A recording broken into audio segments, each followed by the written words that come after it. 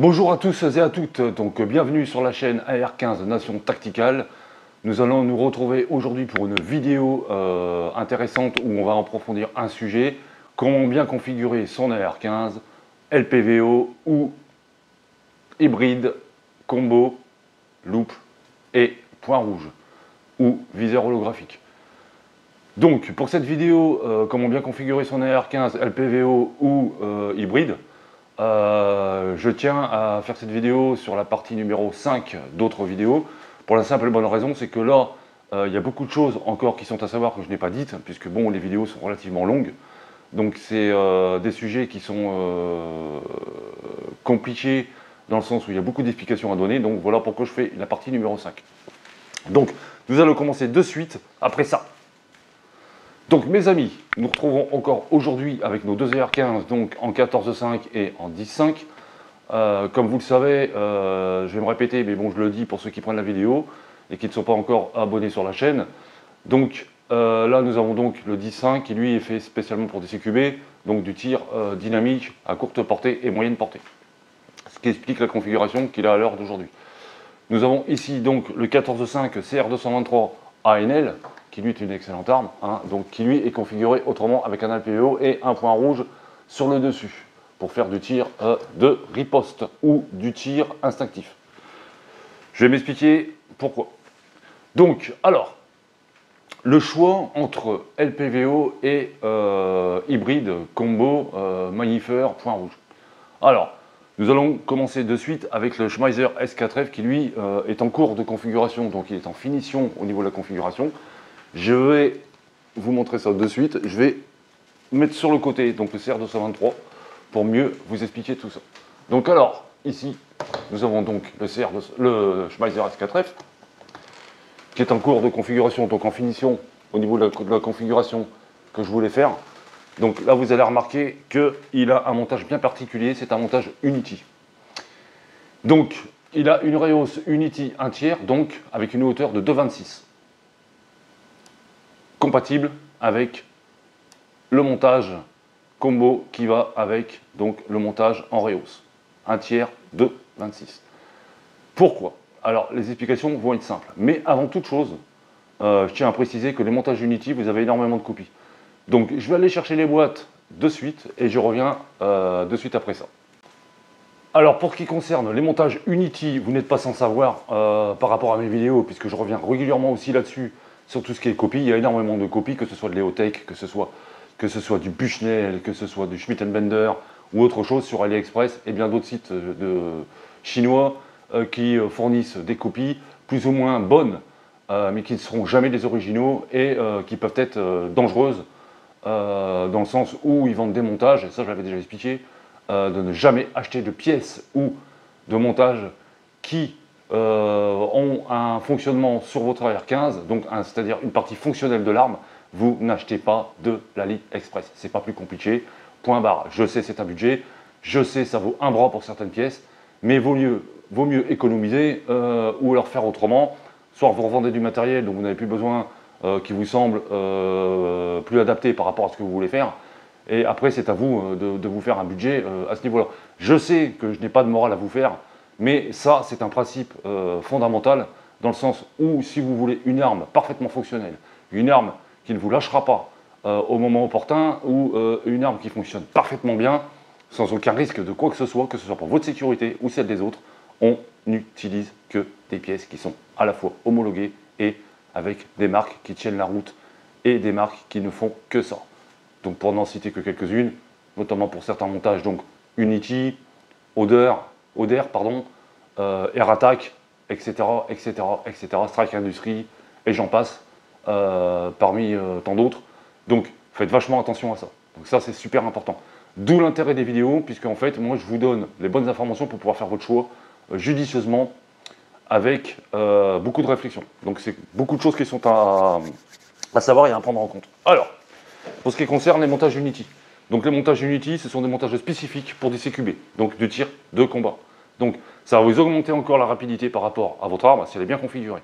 Donc c'est-à-dire que comme je vous l'ai expliqué, toutes les configurations que vous allez faire sur une arme, que ce soit pour du CQB ou pour du tir semi-distance longue distance, enfin longue distance entre guillemets, je me comprends, il va falloir adapter le matériel adéquat qui va bien, suivant votre budget et suivant ce que vous voulez faire.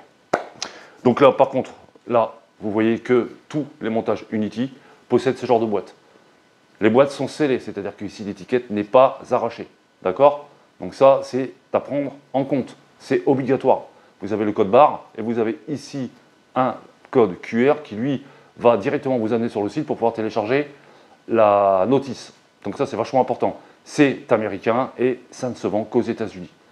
Enfin, ça ne se vend qu'aux États-Unis. Vous avez certains fabricants, certains dépôts armuriers français qui le font. Bon, ils sont plutôt rares parce que c'est pas évident à avoir et ça vaut quand même relativement cher. Donc, voilà comment ça se présente. Hein. C'est une boîte blanche.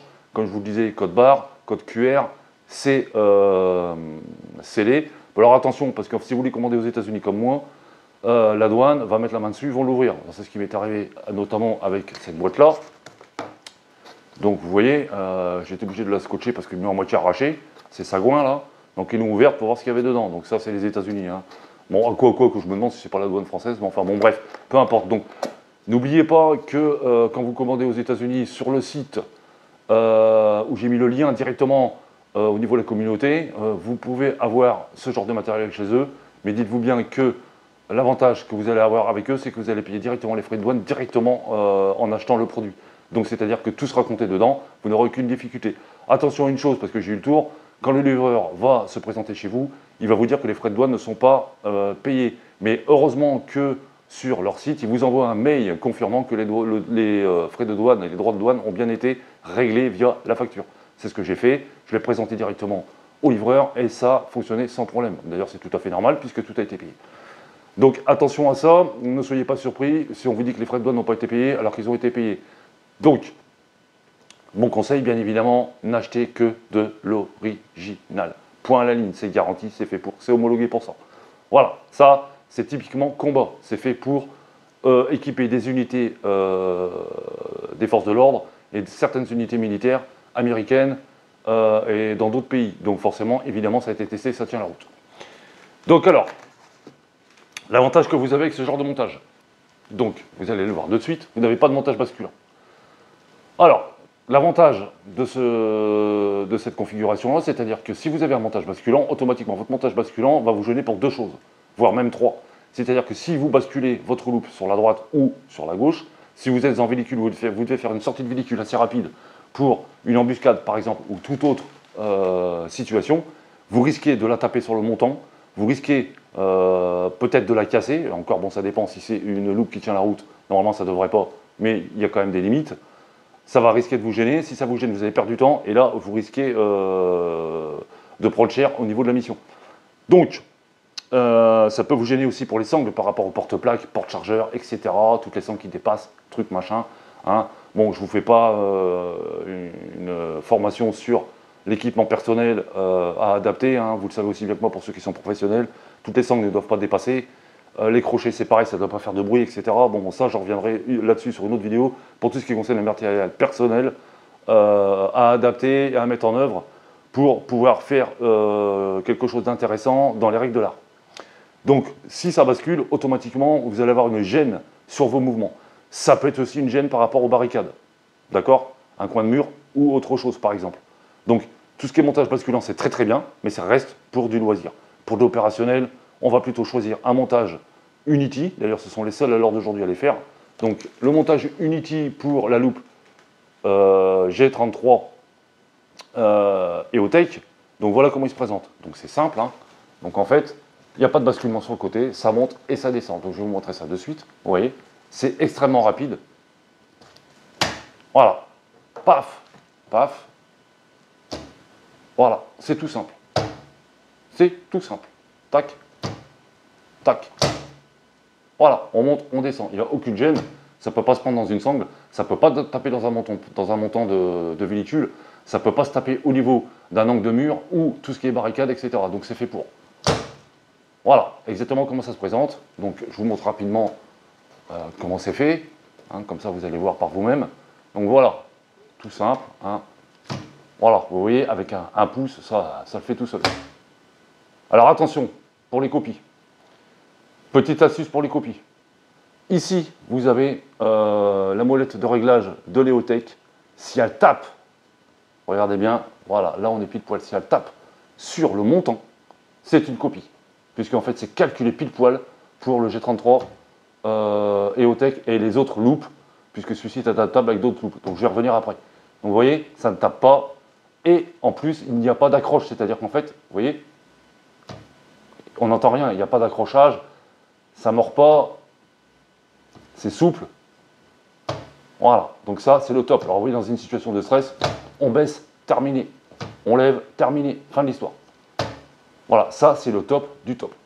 Bon, inutile de vous dire que ça vaut quand même relativement cher, mais c'est du matériel adéquat, ça a été étudié, ça a été homologué, et ça a déjà été testé plus d'une fois, et ça a fait ses preuves. Donc là, nous sommes sur un XP S2 EOTech, avec un montage, comme je le disais, de 1 tiers, donc de 26, parfaitement compatible avec le montage Unity. Regardez, c'est pile poil en face. Là, on est tranquille. Vous voyez, là, le top du top. Donc là, on est opérationnel à 200%. C'est la configuration que je voulais faire pour du CQB et du tir dynamique local, pour tout ce qui est localité, pardon. Donc voilà.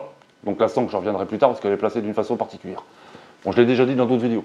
Donc voilà pour ce qui concerne déjà la configuration. Donc vous voyez, là, il est en cours de configuration, il est en train de se terminer. Alors, avantages et inconvénients. Donc l'avantage, je viens de vous le dire. L'inconvénient, c'est que vous allez perdre la hausse d'origine de secours. Alors, vous voyez, si je la mets comme ça, automatiquement elle est trop épaisse et ça va me gêner et ça va taper sur la loupe. Donc ça, c'est pas bon. Alors, je suis en train de chercher une hausse beaucoup plus plate de façon à ce que ça puisse passer pile poil au niveau de mon EOTech. Donc je ne sais pas si je vais la trouver. Je pense que oui, enfin du moins je l'espère. Bon, je vais certainement trouver ça à mon avis encore aux États-Unis, hein, parce qu'en France ça va être compliqué. Donc prenez bien en compte qu'il va falloir changer la hausse, à moins que vous ayez déjà une hausse qui soit vachement plate au niveau du support. Donc là, ça fera l'affaire. Je n'ai pas pris les mesures. Je vous dirai ça sur d'autres vidéos quand il sera complètement configuré, qu'il sera terminé. Deuxième inconvénient. Ça va nécessiter obligatoirement une crosse avec un appui-joue. Pourquoi? Parce que vous êtes sur un montage haut. Donc, c'est-à-dire que ça va obligatoirement remonter la ligne de visée. Donc, il va falloir remonter légèrement votre visage. Ce qui va nécessiter soit un appui-joue fixe sur la crosse, par exemple une Magpul STR, ou une crosse avec un appui-joue réglable.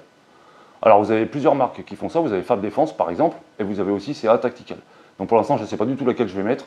Je pense que je vais partir sur du Magpul. Mais comme j'ai un souci avec le tube tampon, qui lui est un tube commercial, du Mi-Spec, ça ne va pas passer. Donc je suis en train de réfléchir à la question. Donc il me reste encore la crosse à changer. Donc crosse qui est obligatoirement à changer. Et régler l'histoire de la hausse de secours qui pour moi est quelque chose de vachement important. Dans le sens où si je dois dégrafer rapidement ma loupe et mon EOTech pour une raison X ou Y, pour une panne, une casse ou quoi que ce soit, et ben automatiquement j'ai plus mes visites de secours. Donc forcément ça pose un souci. Donc voilà pour la petite explication pour ce qui concerne la configuration pure et dure CQB avec un hybride. Alors les avantages que vous avez avec ça aussi, c'est que ça va vous aider en 2-2 à déterminer la situation dans laquelle vous vous trouvez, à laquelle vous faites face. Donc je m'explique. Donc si par exemple vous êtes sur une situation où vous avez plusieurs cibles qui sont à déterminer, automatiquement avec la loupe, elle va vous aider à déterminer la situation à laquelle vous avez affaire. Soit vous avez affaire à une situation hostile avec plusieurs cibles hostiles. Donc là, vous allez pouvoir vite les repérer par rapport à la loupe. Ou alors, ça va vous permettre aussi d'estimer une situation entre hostile, non hostile, ou tout simplement une observation de la zone concernée. Donc, j'espère que je m'explique bien. Des fois, c'est pas évident de bien s'expliquer pour des choses comme ça parce que c'est quand même relativement pointu. Parce qu'on est là sur du pro. Donc, ça, c'est idéal dans le sens où vous avez juste à lever la loupe en 2-2 et automatiquement, ça va vous donner un aperçu beaucoup plus détaillé de la situation du terrain sur l'aspect de la zone et de tout ce qui concerne les alentours de la zone par rapport aux cibles, hostile, non hostile, danger imminent ou pas imminent, etc., etc. Ça peut vous permettre aussi de donner des informations à votre spotter ou à d'autres personnels qui sont avec vous au niveau d'un groupe ou d'une équipe. Donc, moi, mon conseil, moi je pars là-dessus pour un 10-5. Pour moi, c'est l'idéal. Donc, au niveau du grossissement, on reste sur du 3. Donc, du 3, c'est très très bien. On peut prendre du 5. Ça mange pas de pain, mais dites-vous bien que vous avez un grossissement fixe. Ce n'est pas un grossissement réglable. Donc, vous n'allez pas pouvoir passer de 3 à 5. Donc, c'est un grossissement fixe, je le répète bien. Donc, faites bien votre choix. Moi, je préconise sur un 10-5 du 3. C'est amplement suffisant, il n'y a pas besoin de plus. L'avantage que vous avez aussi, c'est que vous allez garder une netteté au niveau du viseur holographique, surtout si vous avez un viseur de haute qualité, donc d'où l'intérêt d'acheter des holographiques de très haute qualité, du Holosom, de l'Eotech. Alors attention Eotech, hein, j'ai fait des vidéos là-dessus, ceux qui me connaissent savent ce que je pense des Eotech.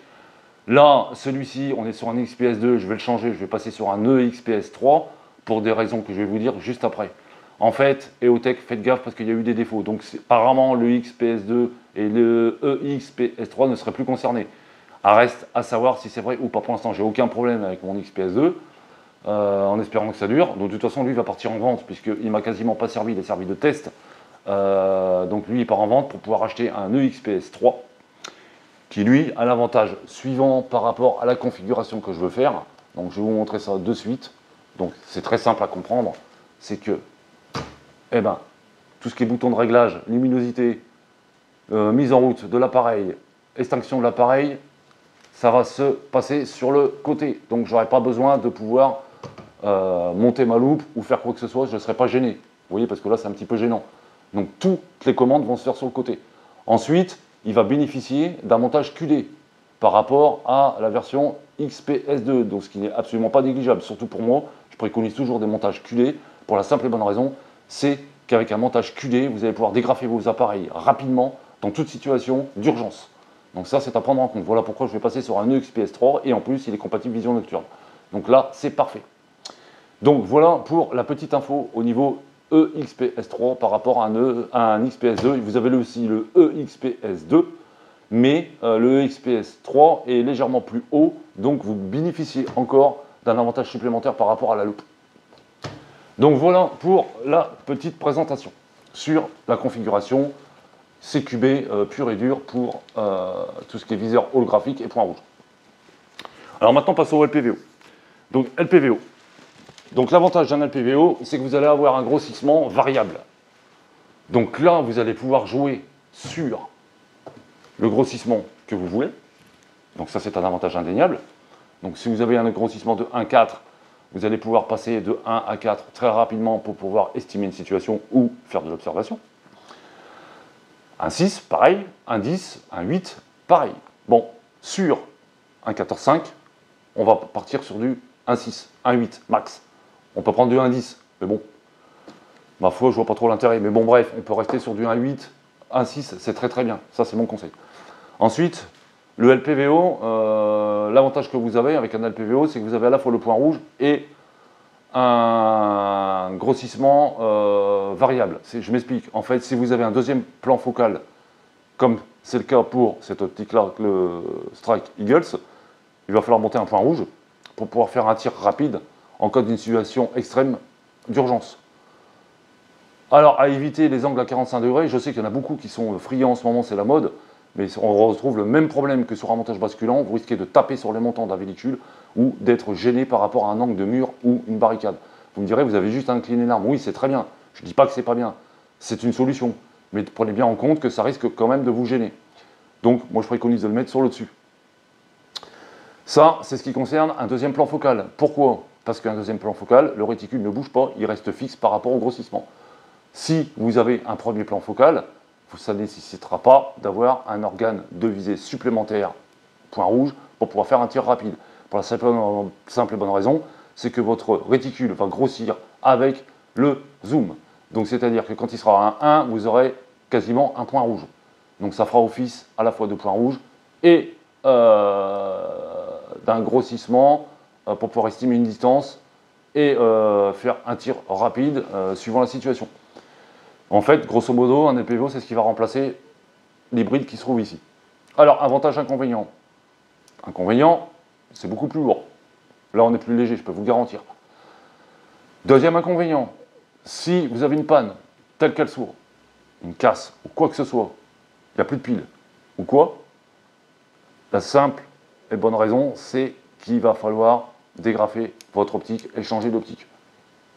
Là, s'il y a un souci quelconque, automatiquement, pour l'un ou l'autre, je garde l'un des deux automatiquement en fonction. Je sais que si ça reste sur l'arme, et que ça, je dois le dégager rapidement pour en mettre un autre, vous allez me dire, oui, mais c'est pas grave, j'ai mes visées de secours. Ici, c'est pareil, vous avez vos visées de secours. Mais, si vous avez une casse ici, vous allez être obligé d'enlever tout le bloc. Donc, automatiquement, on n'a plus d'optique. Là, l'avantage que vous avez, c'est que si ça lâche, pour une raison X ou Y, je ne sais pas, le montant, le support, il y a un souci avec ou quoi que ce soit, vous le dégagez, vous restez avec votre optique d'origine, sans problème, vous pouvez continuer votre mission. Ça, c'est le gros avantage qu'il y a avec un hybride. Ensuite, tout ce qui est agrafage QD, je l'ai expliqué à maintes et maintes reprises. Les agrafages QD, il va falloir faire attention à une chose, il faut obligatoirement que les agrafages, donc QD, soient automatiquement verrouillables. Comme ici, vous voyez, voilà, vous avez un petit bouton qui se trouve là, ici, un petit bouton qui va verrouiller l'agrafage. C'est-à-dire que si ça doit se prendre dans quelque chose, donc là c'est pas possible, puisqu'il est vachement bien placé, donc normalement c'est pas possible, c'est étudié pour, c'est-à-dire que là, automatiquement ça ne va pas se déverrouiller, donc il n'y aura aucun problème.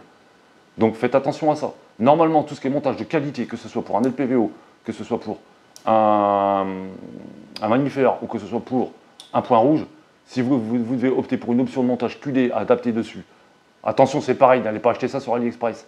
Il y en a qui sont très bien. La seule marque qui fournit des montages opérationnels, c'est la marque chinoise KWS Optique, qui eux ont des montages intéressants. J'en ai déjà quelques-uns, je les ai testés, ça tient la route sans problème, puisqu'en fait ce sont des montages militaires. Il n'y a que cette marque-là, il n'y en a pas d'autres, il n'y en a pas 50. Donc, il va falloir automatiquement un verrouillage ici. Donc ça, c'est super important à savoir. Retenez bien ça, verrouillage au niveau du QD. Donc, voilà pour les différentes configurations que vous pouvez faire avec du LPVO et du hybride. L'avantage d'un LPVO, c'est que vous allez avoir un grossissement beaucoup plus important, comme je l'ai dit.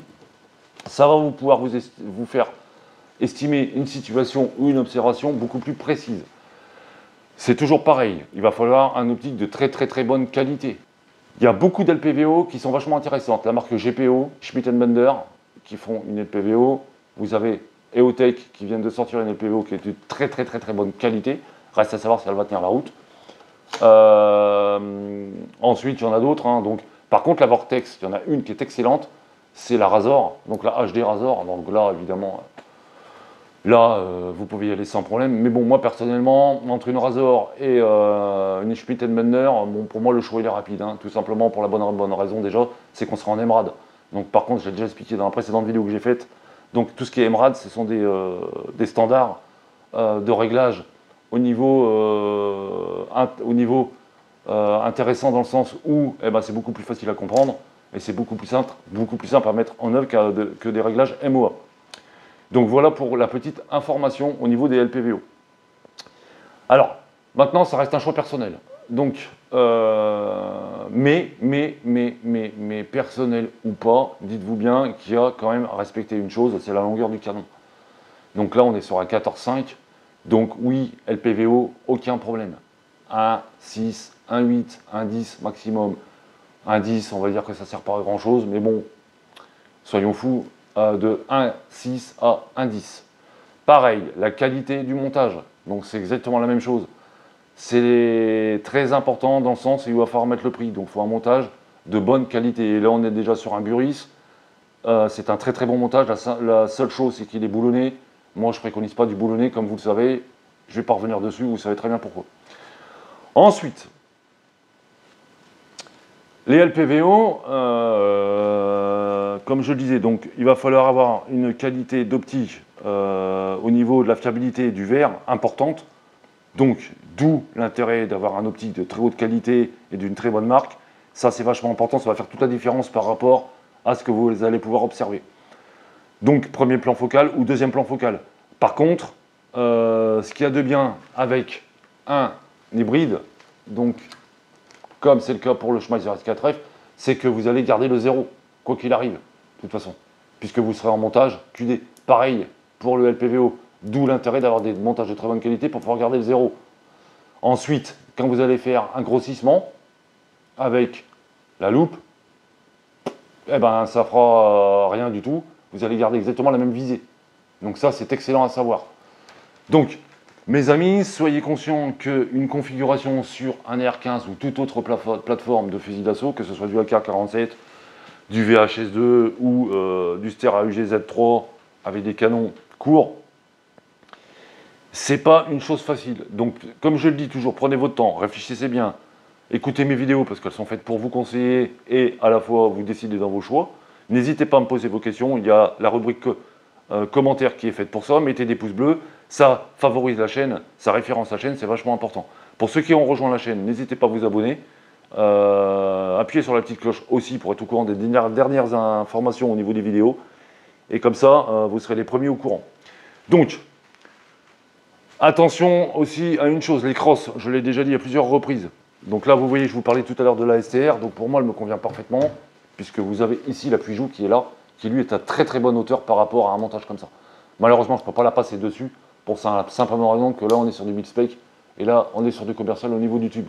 Et soit je vais changer le tube, soit je vais être obligé d'adopter une autre option pour pouvoir changer la crosse.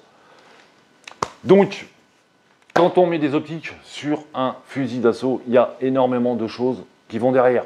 Montage, crosse, placement de l'optique. Donc là, vous voyez, on est super bien placé par rapport à la sangle, par rapport à la loupe, etc.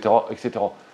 Cet avantage-là, au niveau de la loupe par rapport au montage Unity, une chose vachement importante que je vais vous dire de suite, ça va vous aider à pouvoir prendre une visée sans aucun problème avec une vision nocturne, binoculaire ou monoculaire. Pareil, si vous avez un AN, PVP, masque à gaz à proprement dit, il n'y aura aucune difficulté. C'est fait pour ça. Donc ça, c'est à prendre en compte, ça a été étudié pour. Donc tout ce qui est vision nocturne,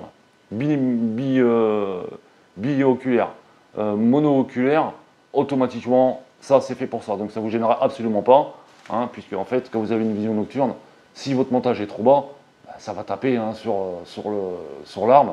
Donc vous n'allez pas pouvoir prendre votre visée correctement. Donc vous voyez, tout est à prendre en compte et chaque détail a une importance capitale. Exemple concret ici. Là, on est sur un montage parfait pour de la vision nocturne, parfait pour du masque à gaz, parfait pour du CQB, rapidité d'exécution, rapidité de mise en œuvre, analyse de la situation rapide. Que demander de plus? Donc là, on est au top. Optique de très haute qualité, optique de très haute qualité au niveau du manifère, montage de très haute qualité, Rayos de très haute qualité. Point. Voilà. Là, vous êtes opérationnel. Alors, pour ceux qui ont des budgets limités, ce que je comprends tout à fait, soit vous avez une seule arme en AR-15 ou toute autre plateforme et vous lancez votre budget dessus, n'allez pas commencer à faire une arme, ne pas la terminer et passer sur autre chose. Finissez la première arme que vous avez décidé de faire, sinon vous n'allez pas vous en sortir. Prenez votre temps, il n'y a pas urgence, il n'y a pas péril dans la demeure, c'est cher. Attention aux copies, je l'ai dit, je reviendrai dessus. Si vous avez des questions sur les copies, il n'y a pas de souci, je referai des vidéos aussi là-dessus. Ça, je tiens vraiment à mettre un point là-dessus. Ne mettez pas n'importe quoi, ne mettez pas des copies d'airsoft sur vos armes. J'ai encore eu un coup de fil la dernière fois de quelqu'un qui s'est plaint d'un truc, puisqu'il avait mis une copie EOTech sur son AR-15. Mais je comprends pas, moi. En fait, pourtant, on est beaucoup à pouvoir le signaler. On est pas mal de youtubeurs assez compétents dans le domaine, surtout à ce niveau-là. Les gars, faites pas n'importe quoi. Vous mettez pas des copies. Autant rien mettre du tout. Servez-vous de vos hausses de secours. En attendant, ça ne sert strictement à rien. À rien. Vous claquez de l'argent pour rien. Même si vous avez claqué 100 balles, il vaut mieux mettre 100 balles de côté et pouvoir attendre quelques mois pour pouvoir vous acheter un optique EOTech ou un Meprolight ou un M-Point. Voilà mon conseil. Donc, soyez vigilants avec tout ce que vous faites. Faites le bon choix, LPVO ou hybride. Moi, mon conseil pour des CQB pur et dur, un hybride comme ça, c'est parfait. Unity en montage. Il n'y a pas à tortiller. C'est ce qu'il y a de mieux. Donc voilà mes amis, donc je vous souhaite un très bon week-end puisque la vidéo sera certainement postée samedi ou vendredi soir. Je vous remercie pour tous les nouveaux abonnés, bienvenue sur la chaîne et je vous dis vivement la prochaine vidéo. Bonne soirée à vous, merci.